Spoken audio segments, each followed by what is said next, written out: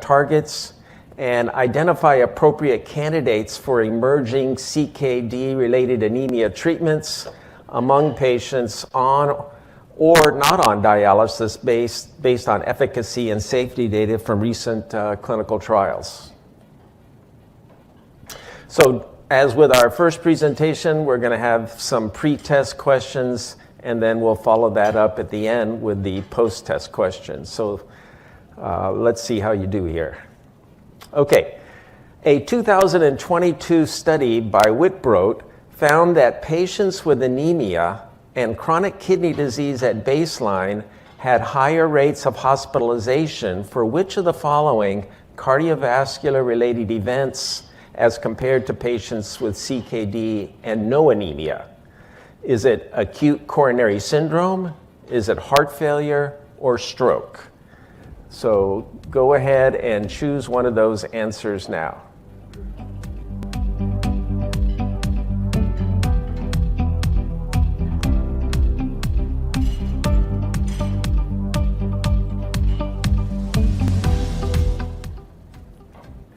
Okay, so it seems that most people have chosen either acute coronary syndrome or heart failure, but there clearly seems to be a predominance of heart failure, not many takers on stroke. So we'll see how we go towards the end. Next question.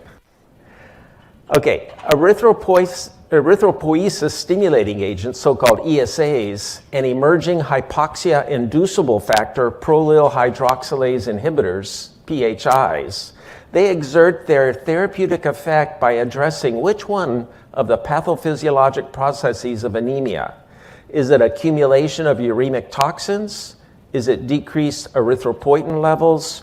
Or is it reduced renal clearance? So go ahead and choose one of those answers now.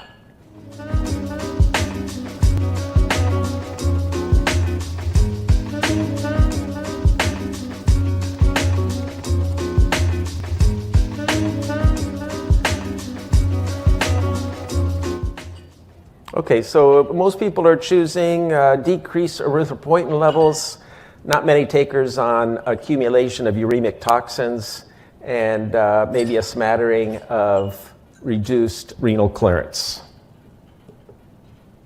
And our last question, in clinical trials with hypoxia-inducible factor prolyl hydroxylase inhibitors, something that we're going to talk about in this talk, in the trials of these new drugs, they demonstrated cardiovascular safety that was non-inferior to erythropoietin stimulating agents in patients with either dialysis-dependent CKD or non-dialysis-dependent CKD. So we're asking which one of these was actually shown to be non-inferior, okay, to ESAs. Was it daprodustat, roxadustat, or vadadustat?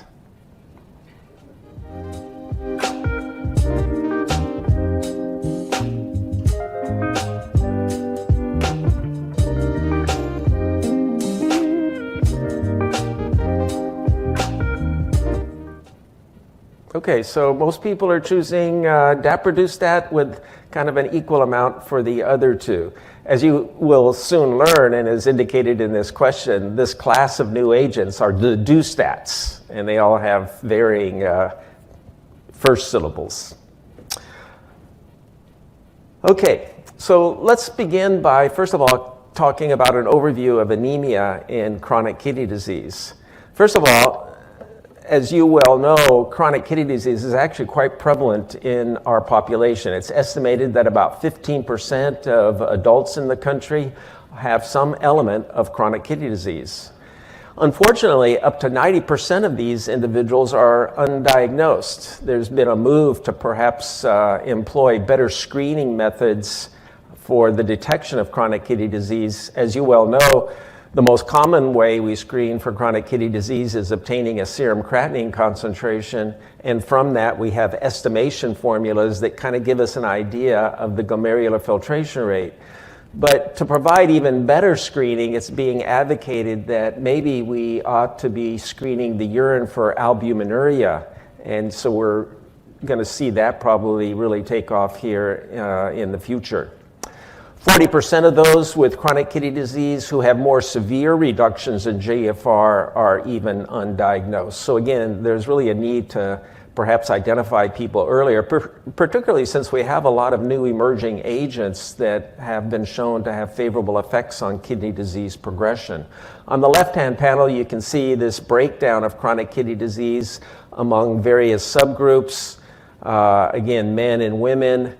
Chronic kidney disease is clearly more evident in people as they age, particularly because comorbidities have likely been present for a longer period of time. And again, you can see it broken down according to various racial subgroups.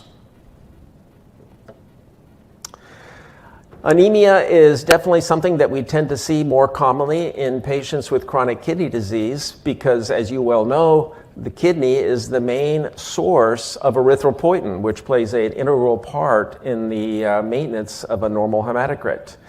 And as people start to get worsening chronic kidney disease, reduction in kidney mass, anemia becomes much more prevalent. So in this particular analysis, 23% of patients with non-dialysis dependent chronic kidney disease, stage 3A to 5, had anemia as defined as a hemoglobin of less than 10.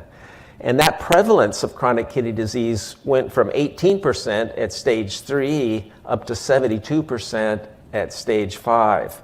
And on the left-hand panel, again, the increasing green bars are those people who have hemoglobins between 10 and 12, clearly anemic. You can see how it's increasing along the stage of chronic kidney disease. Whereas the blue bars, they're declining. Those are the individuals who have a normal hemoglobin. So again, loss of kidney mass, not surprisingly, becomes more commonly associated with anemia, primarily because you're reducing erythropoietin production. Now, one of the problems of anemia is that it does affect various qualities of life. So in this particular analysis, you're looking at questionnaires that assess the well-being of an individual. And on the right-hand panel, you see a questionnaire related to work productivity. And what you can see when you look at the various breakdowns of this questionnaire, the sense of well-being is decreased in those individuals who have anemia. And on the right-hand panel, the work productivity measurements are less in those who have anemia. So again, it affects the quality of life. That's been pretty uniformly found in various measures of anemia, that people don't feel as well. They tend to be a little less productive in terms of work.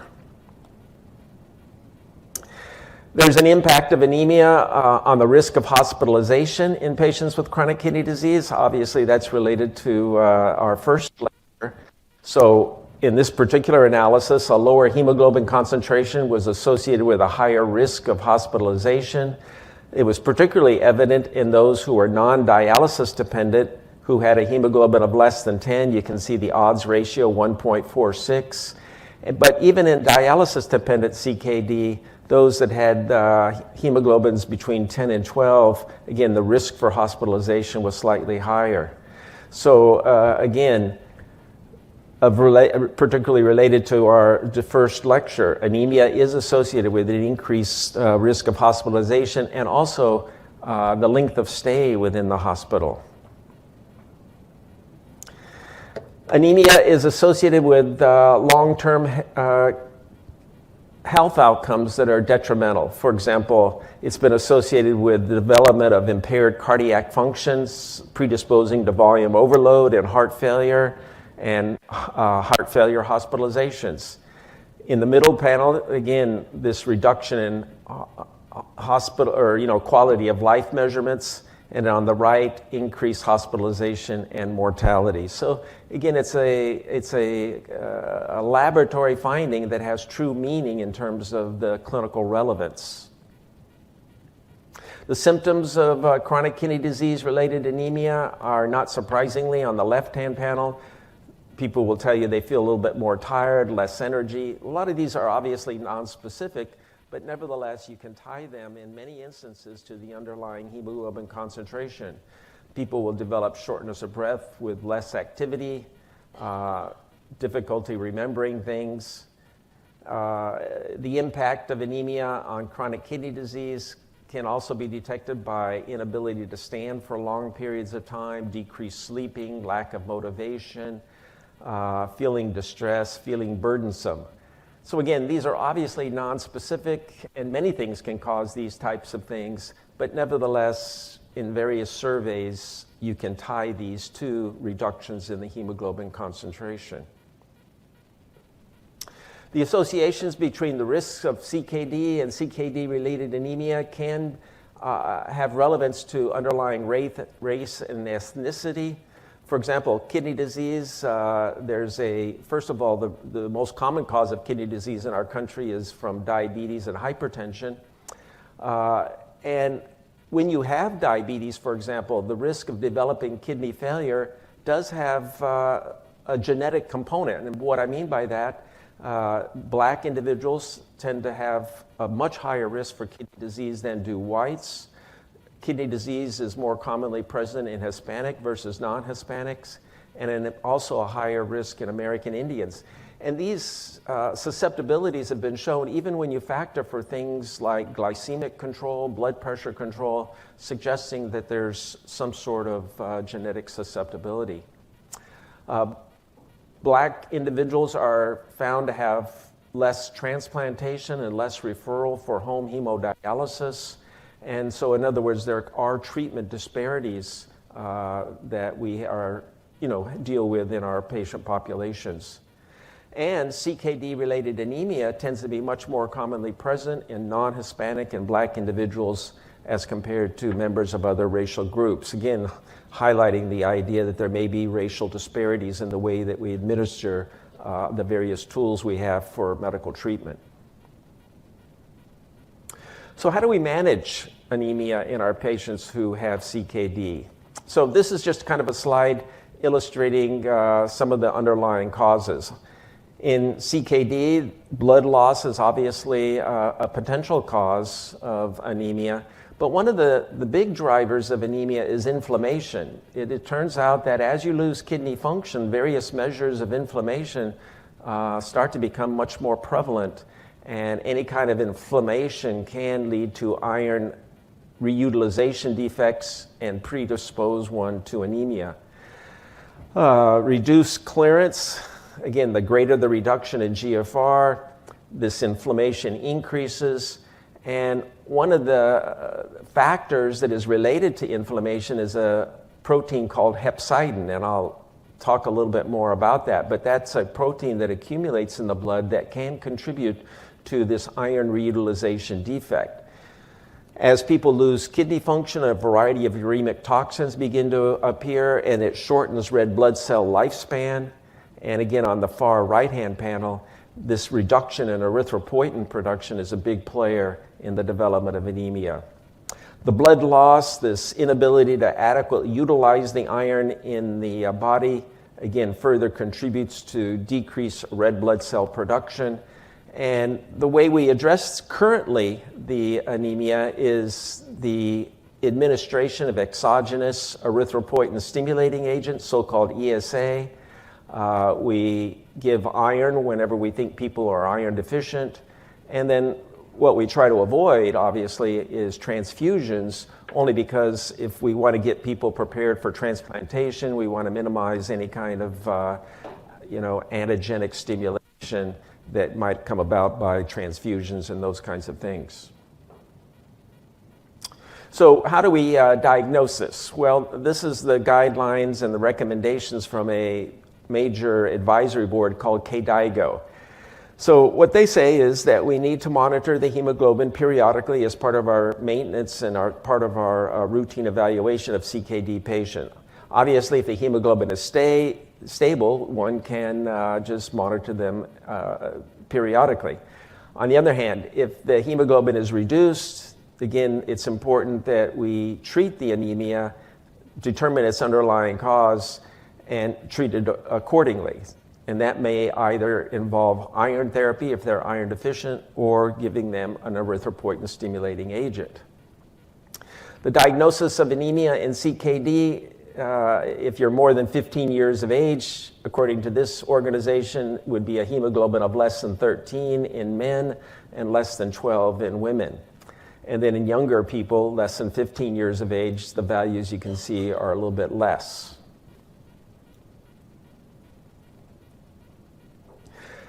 The recommended evaluation should be a complete blood count, a CBC, a reticulocyte count, a transferrin saturation, and if you think it's warranted, B12 and folic acids. So for example, if the MCV, the mean corpuscular volume, was high or the patient was at risk for these deficiencies, you would want to go ahead and make sure you measure that.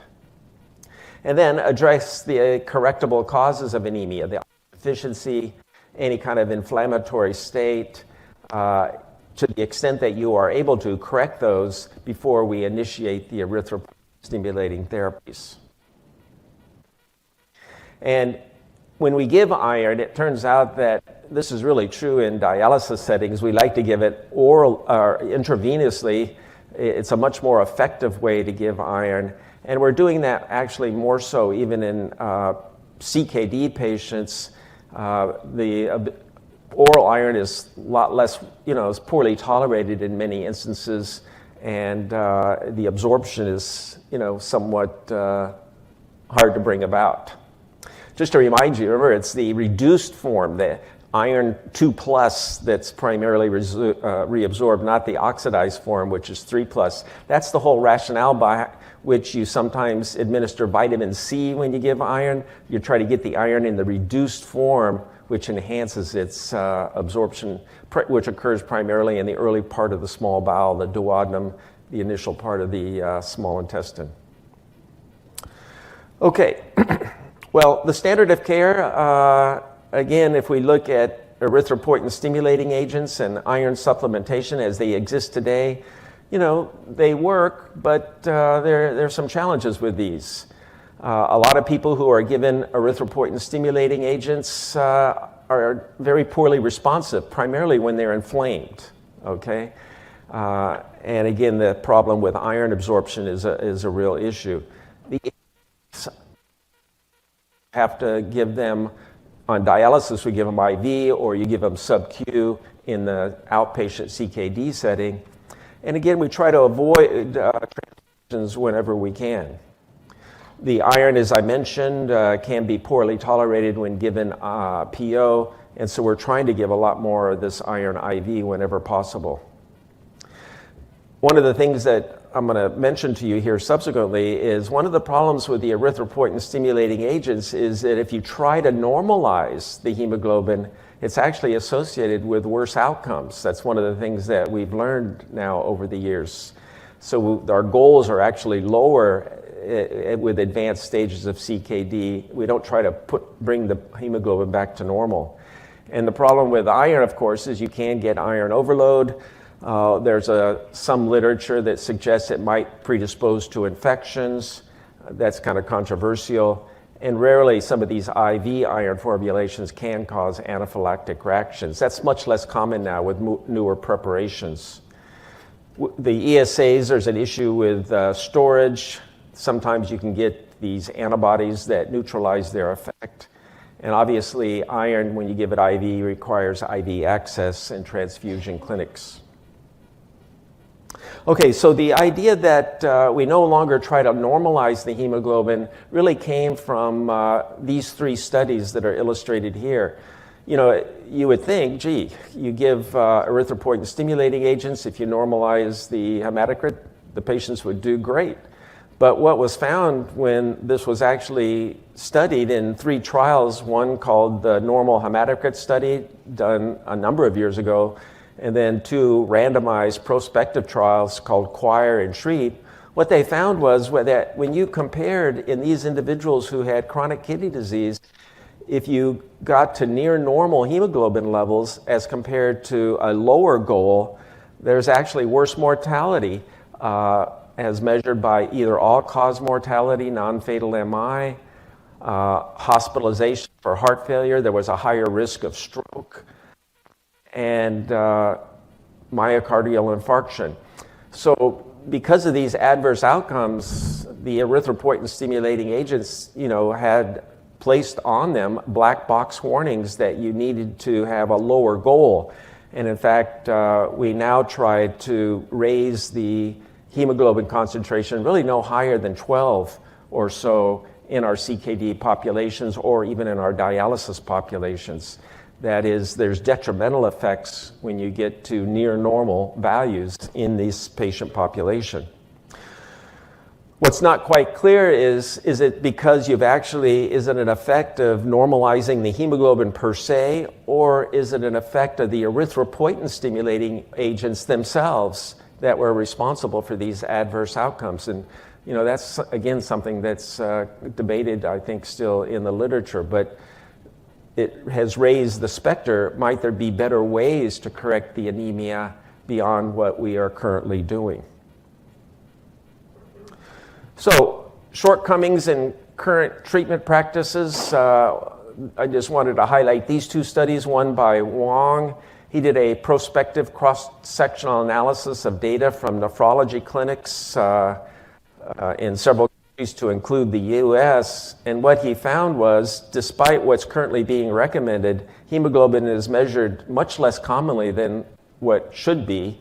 And more importantly, that even when anemia is discovered, it's rarely treated to what is currently recommended, a value of between 10 and 12.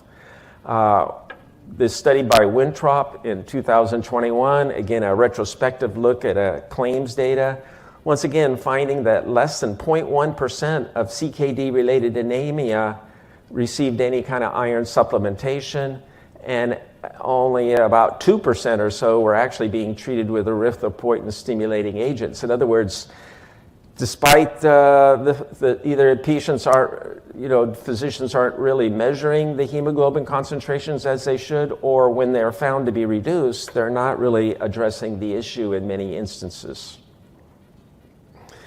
And the impact of addressing this issue, inadequately treating anemia on health outcomes, again, in this analysis, showing that there is, on the left-hand panel, increased risk of heart failure hospitalization. So you might take note of that.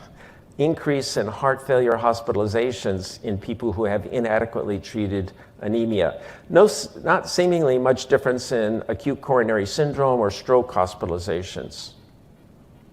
On the right-hand panel there, you can see that when you compare people who have anemia versus those that not, the risk of developing further progression in CKD, the rate of GFR decline is faster and greater. There's anemia as a contributor towards CKD progression. So again, that's another issue with regards to not treating it.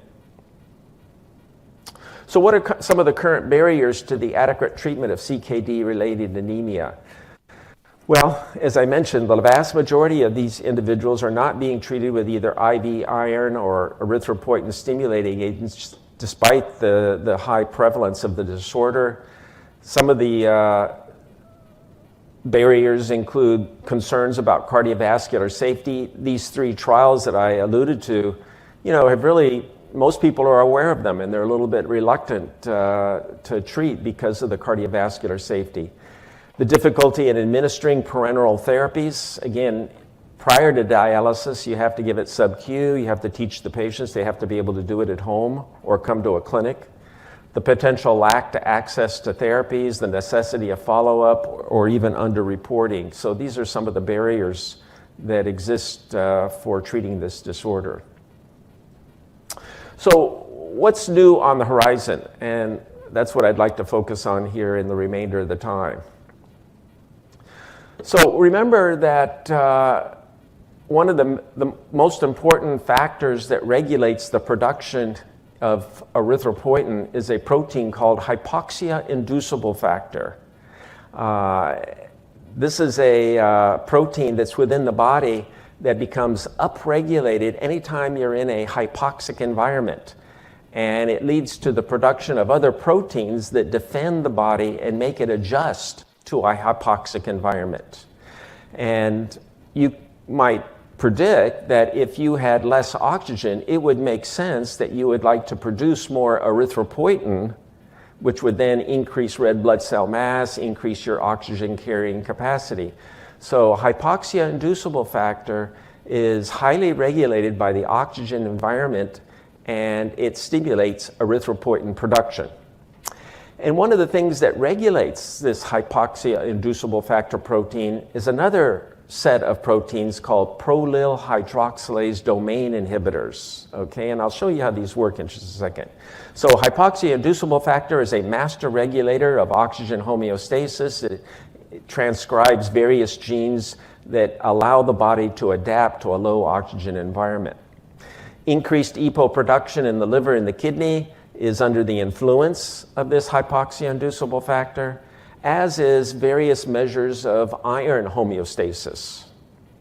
The PHD enzyme is an enzyme that catalyzes the hydroxylation of hypoxia-inducible factor, leading to its degradation. The way this system works, the HIF protein, unfortunately I don't have a slide to show you this, but it is composed of an alpha and a beta unit. The beta unit is always transcribed, it's always around, but the alpha unit is very sensitive to whether there's oxygen present or oxygen lack.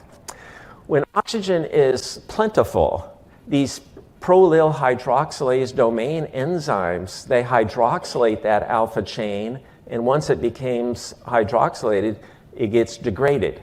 In other words, when you have lots of oxygen, there's no need to stimulate erythropoiesis. On the other hand, if you're in a hypoxic environment, this PHD enzyme now becomes inactive. And so now this alpha chain can bind to the beta chain, and it stimulates now transcription of erythropoietin. So it's all dependent upon this oxygen and regulation of these PHD enzymes. Interestingly, there are published data that in Colorado, for example, dialysis units, they have to use less erythropoietin stimulating agents because the hypobaric hypoxia of altitude in Colorado actually stimulates some endogenous erythropoietin enough that EPO stimulating therapies, the necessity and the doses are less. That's published data. This is the whole basis by which climbers that go to high altitude get increases in their hemoglobin concentration, because hypobaric hypoxia becomes a major stimulus for erythropoietin production.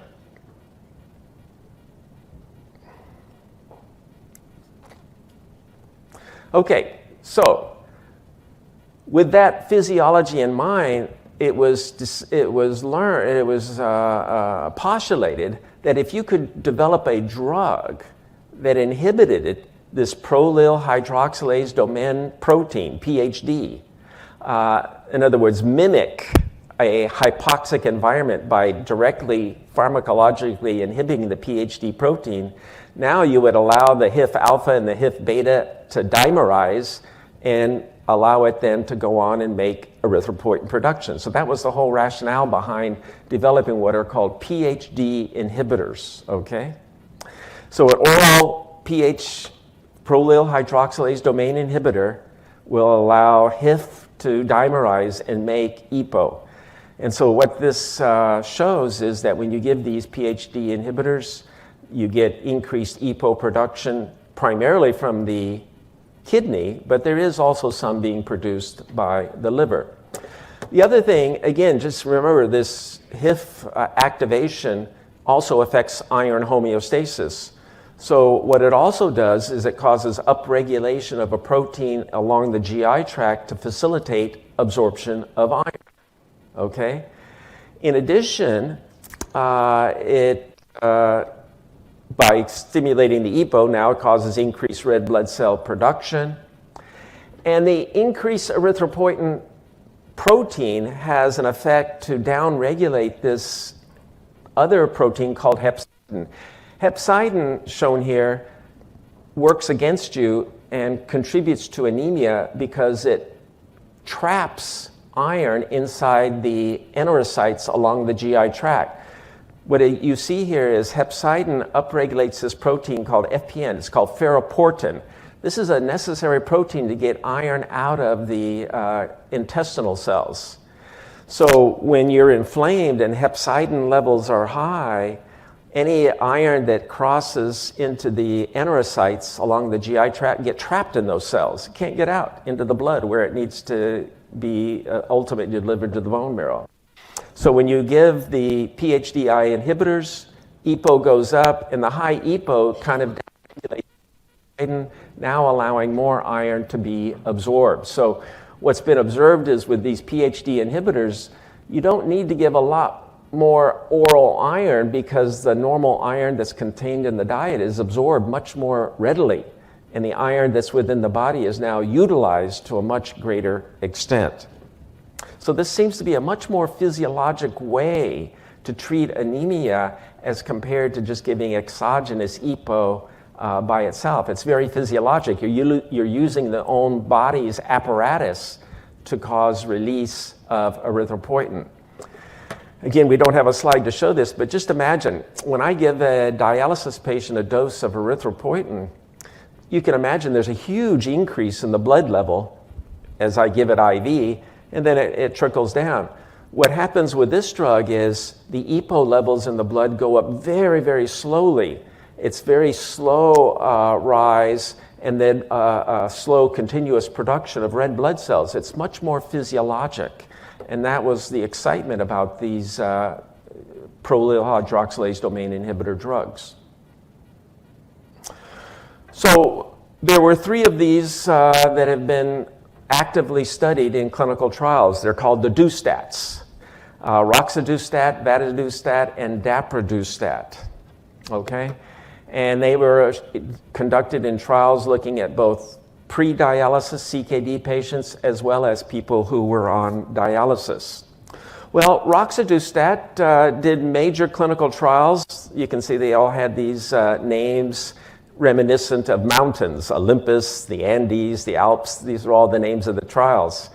And I'll show you some of the results of those. But ultimately, when they applied for approval by the FDA, it was rejected. And I'll comment more on that. Vadadustat, they had a series of clinical trials called Innovate and Protect. Again, either pre-dialysis or on dialysis, found to be quite effective in correcting the hemoglobin. And then in March of this year, again, rejected by the FDA. And the most recent one, daprodustat, have a series of trials called the ASCEND trials, a whole family of these trials. And they're the one that is still remaining out there. They have their decision pending, okay? So we're kind of waiting on that particular one. So if we look at summarize the trials, roxadustat, vadadustat, daprodustat, all 3 of them, they're very effective in increasing the hemoglobin. They've been shown, in the design of the trials was to show that they were not inferior to the currently available erythropoietin stimulating agents. They all reduced the number of red blood cell transfusions that would be required. Adverse events were comparable to placebo or erythropoietin stimulating agents. But cardiovascular safety is where the FDA raised a concern with the roxadustat. I will tell you that there was a signal, there was increased vascular access thrombosis in the dialysis patients. With the vadadustat in their non-dialysis CKD, again, there was a concern of cardiovascular safety. And that's what led to those drugs being rejected. Again, in the trials with the daprodustat, they seemingly had no evidence of adverse cardiovascular outcomes as compared to their comparators, so that's why they're still in the game, if you will. This is looking at the one that's still out there, daprodustat, in their ASCEND trial, and here you're just looking that when you give it, by the way, you just give this drug once a day orally, it's a pill, as it's no injection, you can raise the hemoglobin in a comparable fashion to the erythropoietin stimulating agent. And on the left-hand panel are the non-dialysis dependent subjects. On the right-hand panel are the dialysis dependent subjects. So again, comparable response to raising the hemoglobin one with an oral drug once a day, the other with a subcutaneous injection. The major adverse cardiovascular outcomes, again, no difference when you looked at various measures or even thromboembolic events, death rate from any cause, CKD progression, identical between the daprodustat and erythropoietin alpha, which is the current standard of care. So again, that's why there's hope that this drug may actually be one that is ultimately approved for clinical use. Again, this is actually looking at roxadustat, the first one that was, not approved. And again, there was a concern that they didn't meet, during the follow-up, that they didn't quite meet their major adverse cardiovascular outcome to show it was, non-inferior. And that's why that drug was rejected. And then this is roxadustat. On the top line, you're comparing it just to a placebo. So obviously, this drug really nicely corrected the hemoglobin, and it did so both in pre and post non-dialysis dependency. But again, there was a concern about the cardiovascular safety. Again, this is just looking at the first one, roxadustat.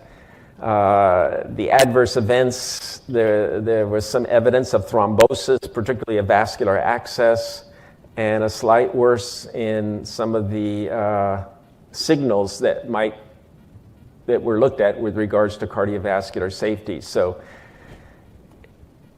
a lot of this became, a real statistical analysis, and I'm not an expert in that area, but suffice it to say is that the roxadustat was turned down here in the United States. Now, interestingly, this drug is available in some Asian and European countries, and it is approved for use. So it's been quite controversial about these various drugs. The vadadustat, again, not approved. It was found to be quite effective in both correcting the anemia in comparison to the erythropoietin stimulating agents, but it did not meet this non-inferiority criteria for major adverse cardiovascular endpoint.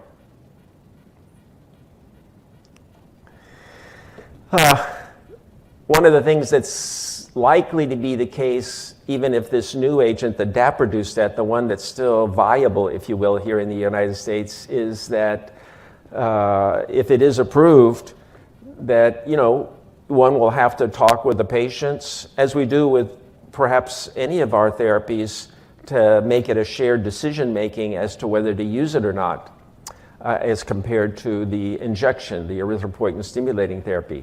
So again, the concepts here, I think, are familiar to everybody. The idea that we want to have good, effective communications with our patients. We want to be able to describe all the various treatment options. So in this case, if you're talking about anemia, the idea of using an oral prolyl hydroxylase domain inhibitor versus an injectable erythropoietin stimulating agent. And so we want to have a collaborative decision being made in this regard. Just some, again, follow-up of our first lecture that was very nicely done, the importance of discharge planning, nutritional guidance, managing fatigue, obtaining quality sleep, monitoring weight, medication reconciliation, and having good follow-up care. These are all essential things that we need to remember as we discharge patients, something that's familiar to everybody here. Okay, so let's talk about a couple of cases to kind of put this into perspective. So imagine that we have a 68-year-old black woman with stage 4 CKD. In other words, stage 4, remember, is an estimated GFR between 15 and 30. The patient has hypertension. The patient's described as being overweight, and she presents to the emergency department for weakness and shortness of breath over the last 5 days. She states that she has been increasingly fatigued over the last 6 months and has had increasing dyspnea on exertion. Her current medications include an ACE inhibitor and a thiazide diuretic. Okay, so we're told on physical exam her blood pressure is 140/70. Now, if I was managing this patient, I'd like to have a little bit better blood pressure control, and I will argue to you that at stage 4 chronic kidney disease, being on a thiazide's not really effective at that stage of the disease. I'd probably want to make sure she was on a loop diuretic. And if I use furosemide, one of the most commonly used loop diuretics, I always make sure you use it twice a day. Remember, that's a short-acting drug. Lasix, the trade name, stands for last 6 hours. It only lasts 6 hours, Lasix. So you have to use it twice a day. Now, we're told the patient has a respiratory rate of 20, no fever, body weight 150 pounds, BMI 27, no edema. So the question is, why is she weak and why does she have fatigue? Well, we check her labs and the hemoglobin, 9.5, so it's clearly reduced. That could be playing a contributory role. Her potassium's 5.4. One of the advantages of placing that patient on good diuretic therapy is by enhancing the flow in the distal sodium delivery to the latter parts of the nephron, you enhance K secretion. I would argue that that would be a nice way to help correct her hyperkalemia. Her phosphorus is elevated, 6.5, way above goal. We'd want to make sure she's on a phosphate-restricted diet or even consider the use of a phosphate binder. We'd want to normalize that phosphate. Her total bicarbonate, 20. Our goal in management of CKD patients is to have a bicarbonate concentration of at least 22 or above. And again, good diuretic therapy will enhance the bicarbonate regeneration in the distal nephron. A good loop diuretic would be very helpful in this patient for a variety of reasons, helping control the potassium, increasing the bicarbonate. Low-level acidemia that's untreated is a contributor to CKD progression. That's why we like to correct the bicarbonate concentration. So her BUN is 63, her creatinine 3.7, consistent with her stage 4 CKD. Hemoglobin A1C is fine, hematocrit 27%. Now her percent saturation is 24% and her ferritin 120. So I would argue that she's would also benefit from iron replacement. In general, if I see somebody with anemia and their ferritins are less than 200 or their percent saturations are less than 25, that's kind of a threshold that I have to make sure that we consider iron therapy to replete those stores. And then her urinalysis, again, not particularly helpful in this particular case. An albumin to creatinine ratio of 0.8. So that's just kind of how I would describe her. Now, how would you characterize this patient's level of risk for an adverse outcome? Okay, so given all of that data that we just went through, how would you characterize her risk for an adverse outcome? Do you think it's low? Do you think it's moderate? Or do you think it's high? So go ahead and choose one of those answers now.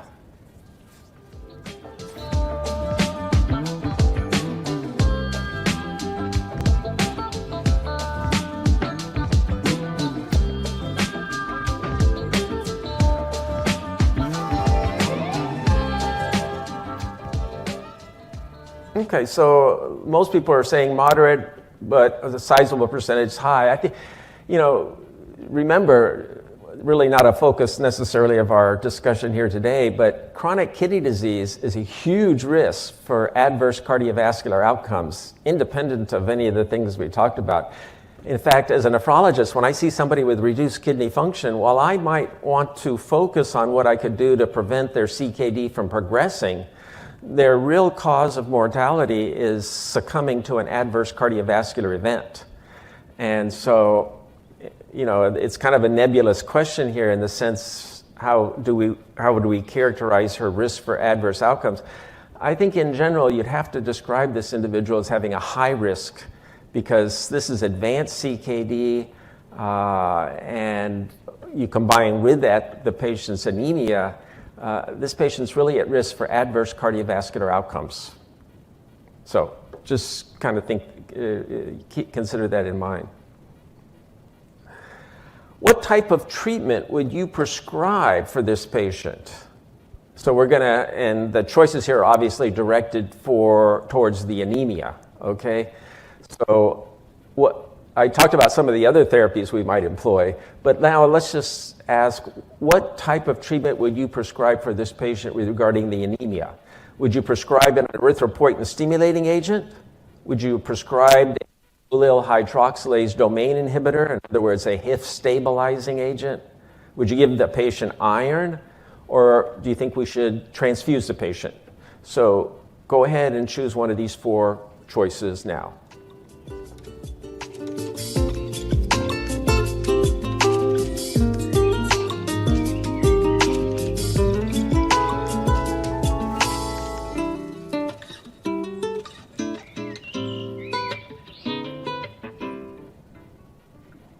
Okay, we got a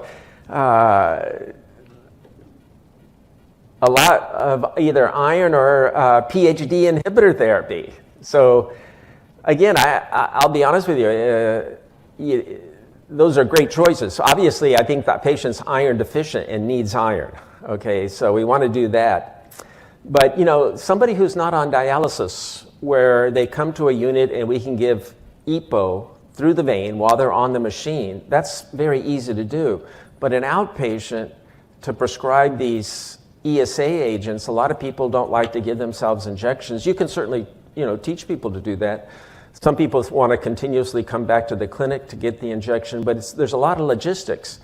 And if we had available an oral once-a-day medicine that could stimulate in a much more physiologic way the EPO production, and also address the underlying disorder in the iron homeostasis, I think that would be very attractive. That's why many nephrologists are very excited about these DO stats. We're obviously concerned about the signal for adverse cardiovascular events that occurred with the first 2.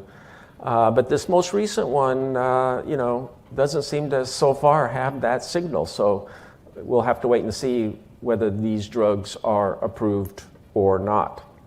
Obviously, the transfusion, I think, would be the least attractive, given the fact that there was no real urgent indication to transfuse the patient. And again, hoping that ultimately this patient could get a transplant, we don't want to allosensitize the patient in any way. Okay, how about this 61-year-old Hispanic man? He has stage 5 CKD. So GFR anywhere from 0 to 15. Hypertension, hyperlipidemia. He has type 2 diabetes. He's brought to the emergency department for fatigue and shortness of breath and generalized weakness over the last 3 days. By the way, in anybody with really advanced CKD who presents with weakness, while our focus is kind of on anemia, is there any electrolyte disorder that you're particularly concerned about when somebody presents with weakness? Advanced CKD. Anybody have any thoughts on that? How about hyperkalemia? I always tell our fellows, if you ever get called down to the ER to see a patient with kidney disease and they tell you they are weak, hyperkalemia can present with severe weakness. So that's something to be aware of. His current treatment regimen includes an ACE inhibitor, a statin, a dipeptidyl peptidase, one of the incretins, DPP-4 inhibitors. EPO alpha, he's on EPO alpha, he's on iron sucrose, and we're told he's also on maintenance dialysis. Okay, so he's a dialysis patient. On exam, blood pressure is 145/90, pulse 75, respiratory rate 18, body weight 170 pounds, BMI 29. He has 1+ lower extremity. Now, once you're on dialysis, one of the things we like to do is establish a dry weight. So if I had a patient in whom I'd like to get better blood pressure control, I'm going to prescribe a greater amount of fluid. I'm going to lower their dry weight to try to control their hypertension. Volume is the most important contributor to blood pressures in dialysis patient. The 1+ edema tells me there may be a little bit total body salt overload. Okay, so we go through the labs. Hemoglobin, again, reduced at 9.2. Potassium, 5.0, not terribly high. Phosphorus, 5.4, not too bad, but I'd make sure they're taking their binders, adhering to a phosphate-restricted diet. The bicarb, 24, BUN, 74, creatinine, 9. Very typical of a maintenance dialysis patient. Hemoglobin A1C, 7. And hematocrit, we're told, is normal. And the MCV, 60. So hypochromia, these red blood cells are kind of small. And percent saturation of 25 and a ferritin of 840. Now, in somebody like this, I will just tell you, remember, we use ferritin, right, to assess total body iron stores, but it is an acute phase reactant. And in these people who are receiving dialysis or with advanced CKD, they become inflamed. And sometimes you have to keep that in mind. In other words, this ferritin, 840, you would say, gee, this patient must have massive iron stores. But yet the iron saturation is borderline, 25%. So if the patient was getting an adequate dose of an erythropoietin stimulating agent, I might give a therapeutic trial of some additional iron to see if they might respond, okay? Thinking that inflammation was actually causing the ferritin to be so high. On the other hand, let's see what might be the answer to this question. So, remember, the ferritin's 820, very high. The percent saturation, kind of borderline. The MCV is kind of low, hypochromia. And so, what is the most likely cause of the patient's persistent anemia despite erythropoietin stimulating agent? Is it hyporesponsiveness to EPO? Is it an inflammatory process? Or is it iron deficiency? Go ahead and choose one of those now.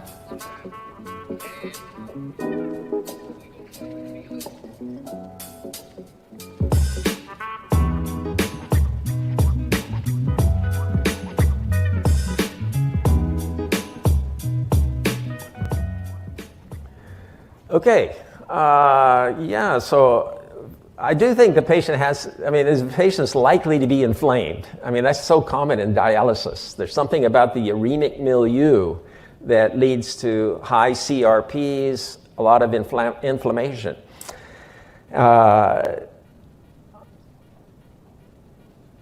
If you're inflamed, you're almost always going to be hyporesponsive to EPO. Those all kind of go together. So there could be a component of that. We do need to explain, though, this MCV of 60. I will tell you, I think it's a little, so that at least raises the potential that the patient could be iron deficient. The transferrin saturation was a little bit borderline, and we could explain the high ferritin on the basis of being an acute phase reactant. So it's a little bit, this is a difficult case.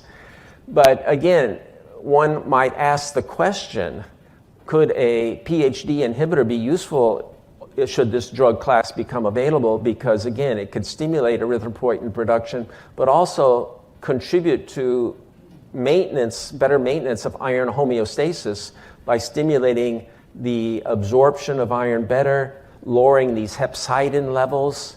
That's why, again, a lot of nephrologists are excited about this drug class. So again, kind of a complicated case, I would argue. What changes would you make to the patient's current treatment regimen? Would you increase iron supplementation? Would you increase the ESA dose? Would you switch to a HIF stabilizing therapy, the pro-PHD inhibitor? Or would you transfuse the patient? So go ahead and choose one of those choices now.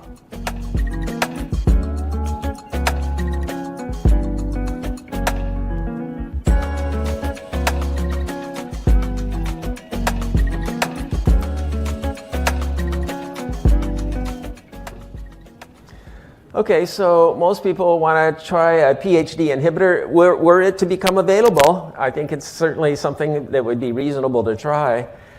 I'll be honest with you, if I had this patient today, that PHD inhibitor's I can't write for it, I would give this patient a therapeutic trial of some iron just to see, there's nothing wrong with giving some more iron.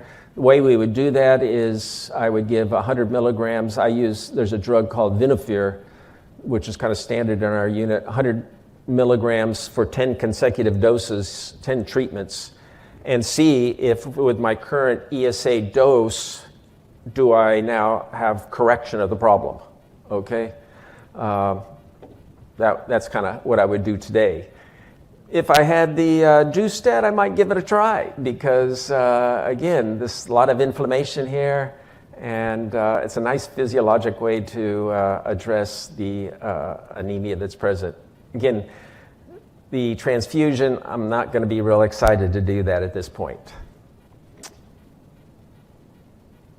So the bottom line is, in summary, anemia is a common complication of CKD that exerts a significant negative impact on patient well-being, work productivity, and health-related quality of life. Patients with CKD-related anemia are at greater risk for poor health outcomes, particularly volume overload and increased hospitalization for mortality.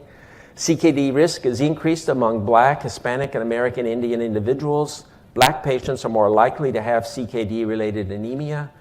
Better understanding of the pathophysiology of this disorder has led to the development of a new class of agent, which exert their effects via stimulation of endogenous EPO production. And in clinical trials, these PHD inhibitors have consistently been shown to be non-inferior to conventional ESAs for hemoglobin correction, either on dialysis or pre-dialysis. And in terms of safety, there are disparate outcomes, including this risk for major adverse cardiovascular event between the roxadustat, the vadadustat, and the one remaining out there, daprodustat. And so studies designed to better characterize the safety are currently ongoing. Maintain a high index of suspicion and apply your diagnostic criteria to all anemia. Evaluate using the appropriate tests that we've went over. Consider all the various causes that may be present, both iron deficiency, inflammation. Give IV iron if oral iron is not being tolerated or is not working. And individualized selection of treatment, taking into account all the patient characteristics. So, I'll take over. Okay. Thanks. Thank you, Dr. Palmer. Great talk. Let's go through some of the polling questions. Please give him a round of applause. Okay, let's see how you do. A 2022 study by Whitbrot and colleagues found that patients with anemia and CKD at baseline had higher rates of hospitalization. For which of the following cardiovascular events versus patients with CKD without anemia? Was it acute coronary syndrome, heart failure, or stroke? Music, music, music.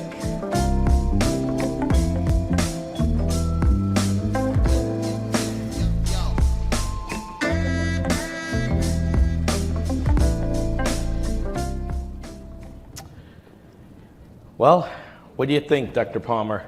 Good improvement. Good improvement. Excellent improvement. Any thoughts? Any highlights you want to say, or you're good? No, I think self-explanatory. I tried to emphasize that during the talk, I think. So maybe that was a little unfair, but yeah. Good. All right. ESAs, erythropoiesis-stimulating agents, and emerging hypoxia-inducible factor prolyl hydroxylase inhibitors, HIF-PHI, exert their therapeutic effects by addressing which of the following pathophysiological processes of anemia and CKD? Is it accumulation of uremia toxins, decreased erythropoietin levels, or reduced renal clearance?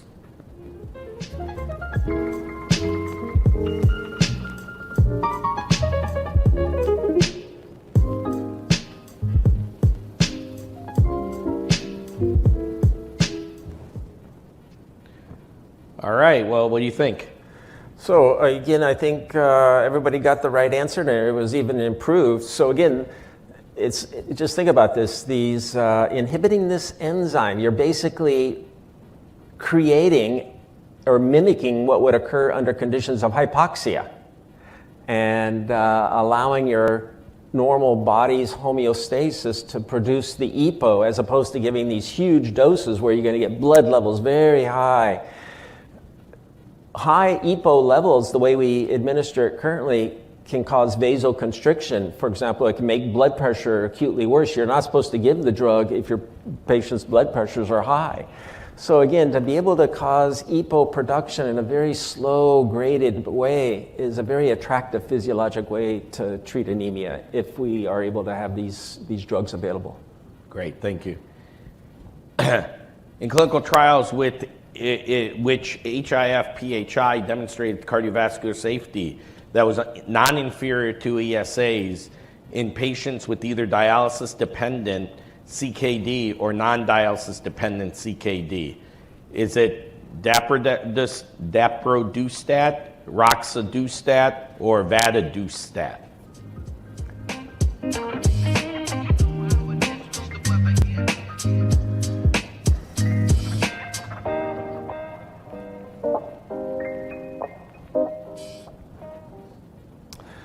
Yeah, so I think a lot of improvement. The daprodustat, again, the roxadustat, the vadadustat, those drugs are approved in other countries.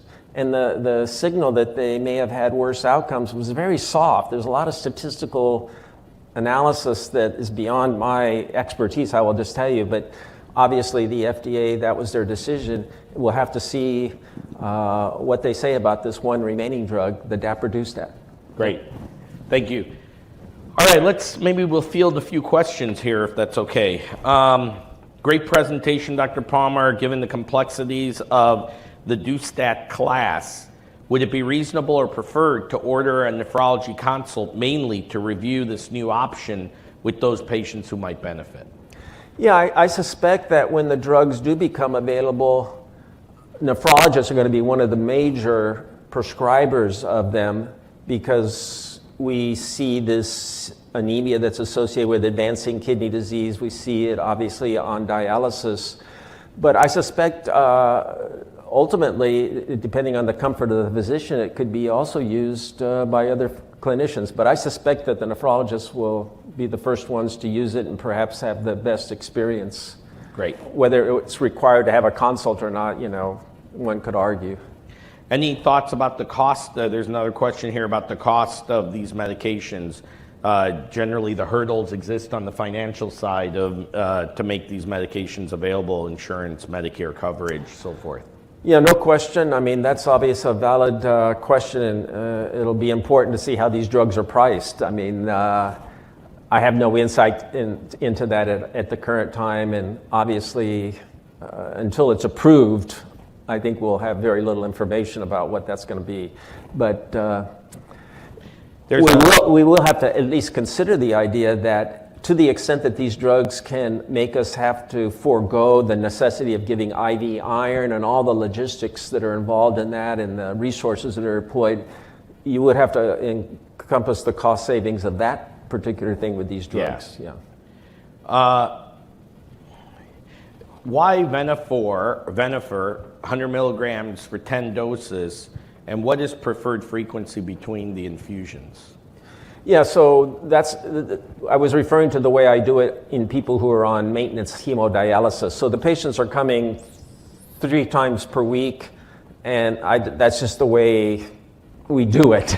There are strategies, particularly in the outpatient setting, and there are iron formulations where you can give up to 500 milligrams, so 2 doses as an outpatient. So we have done that as well, but to be honest with you, even in our hospital system here at UT Southwestern, it requires patients to come to a clinic that's dedicated to have that all set up. But those iron preparations are available where you can give 500 milligrams as a single dose, very well tolerated. They come back a second time to get the second 500. We usually give 1 gram in people who are iron deficient. But on the dialysis setting, that's just the way we do it. Great. Your case 2, would you consider ordering a B12 level? Yeah, if I recall, the case 2 is one who had the MCD of 60. So, obviously with B12 deficiency or folate, we would expect a high MCV, macrocytosis. So I probably wouldn't have ordered that. Let's go back to the DUSTAT medications and common adverse reaction side effects. Okay, so the roxadustat, the one side effect that I was, there was definitely a higher risk for vascular thrombosis. That was a big concern. That's not available. The vadadustat, again, I think there was a similar signal. My recollection with the daprodustat studies is the drug was well tolerated. There was a small number of people who had some gastric erosions that was higher than in the placebo group. Whether that was related to the drug or not, who knows, but it was found in the study, but otherwise well tolerated. Yeah. Here's a question from the LTAC setting, but it probably applies broadly. They have a lot of dialysis patients who receive ESA and iron supplementation. They get frequent lab draws, but never get a hemoglobin above 10. Do you still continue the ESA? So if the hemoglobin doesn't go above 10, what do you do with the ESA? We assuming that they had started at a lower value and you've now gotten them up to 10, I would still continue to do it, but continue to explore, is there some reason that they're not responding further? And what happens if they go above 10? Then we obviously hold. So the goal is 10. Well, 11 to 12 is kind of where we try to get our dialysis patients. But, sometimes if I can get it above 10, I feel reasonably happy about that. Yeah. Yeah. So, sometimes people who have a subclinical infection of an access, an old access is not being used, can be a source of ongoing inflammation that's readily correctable. Any kind of, you search for a cause of inflammation when people aren't responding and you think that they are iron replete. You search for, is there some sort of source of inflammation that is going on? Now the other side of, just so that we are complete, the reason, what if people are at 12 or 13? Is there a role for ESA? Well, if they're 12 or 13, I'm happy with those values, And the risk for thrombosis goes up, right? Yes. So remember, in those major trials, it surprised a lot of people that if you try to correct beyond 12 or once you get to 13 and above, higher risk of stroke, cardiovascular events. Yep. So we don't do that. Here's a question about managing IBD patients with CKD anemia. What do we need to know about patients with chronic inflammatory disease and the impact on kidneys and/or anemia? IBD, inflammatory bowel disease? Inflammatory bowel disease. Again, I don't have a lot of personal experience in that, but that would be, again, presumably a patient population that would be difficult to treat should they have anemia. Number one, they probably have some ongoing blood loss. They're obviously inflamed. I'm not aware of any contraindication from using erythropoietin-stimulating therapies, but you'd have to make sure and be aggressive about iron supplementation, and presumably they would require higher doses. That would be my prediction, at least.